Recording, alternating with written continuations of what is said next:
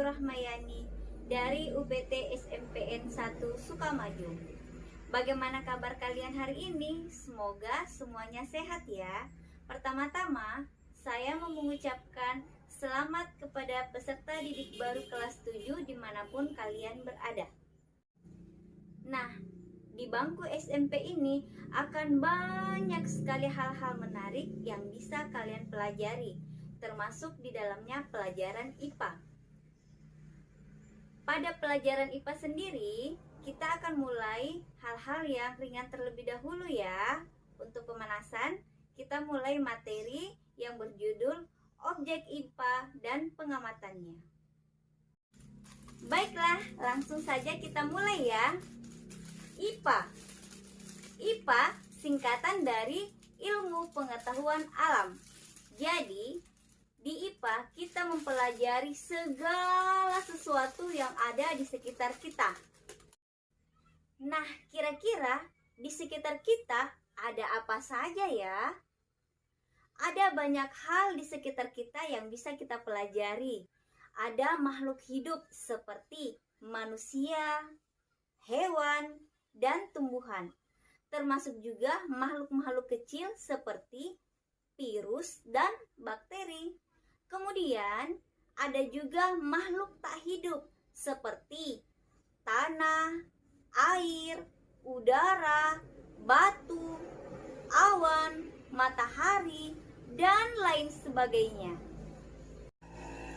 Nah, yang saya sebutkan tadi itu merupakan salah satu dari objek IPA. Objek IPA dikategorikan menjadi dua. Yang pertama, objek biotik, dan yang kedua adalah objek abiotik. Kita bahas satu persatu ya. Objek biotik merupakan objek yang terdiri dari makhluk hidup. Contohnya manusia, hewan, dan tumbuhan. Kemudian yang kedua, objek abiotik merupakan objek yang terdiri dari makhluk atau benda tak hidup seperti tanah, air, udara, batu, matahari, dan lain sebagainya. Nah, sekarang bagaimana cara mengamati objek-objek IPA tersebut? Oke, ada 3 langkah penting yang harus dilakukan dalam mengamati ataupun menyelidiki objek-objek IPA. Yang pertama, pengamatan. Yang kedua, inferensi. Dan yang ketiga, komunikasi. Kita bahas satu persatu ya. Yang pertama, pengamatan.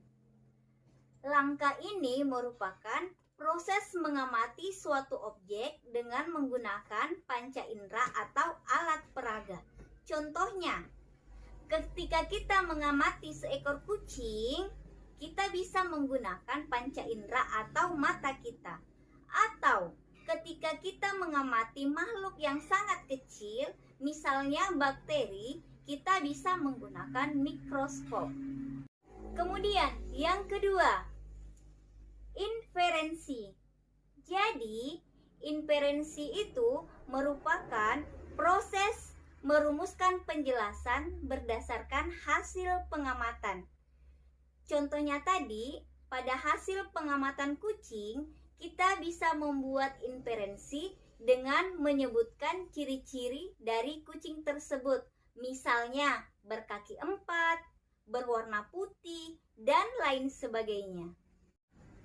Yang ketiga, komunikasi. Jadi, hasil pengamatan yang sudah kita lakukan tadi bisa kita komunikasikan dalam bentuk tabel, bagan, diagram, kurva, maupun grafik. Bagaimana? Bisa dimengerti? Mudah dipahami bukan? Nah, sekarang sebagai bahan evaluasi, coba kalian kerjakan di rumah. Kalian amati ciri-ciri dari 3 hewan yang sering kalian jumpai di rumah. Kemudian, tulis hasil pengamatan kalian dalam bentuk tabel.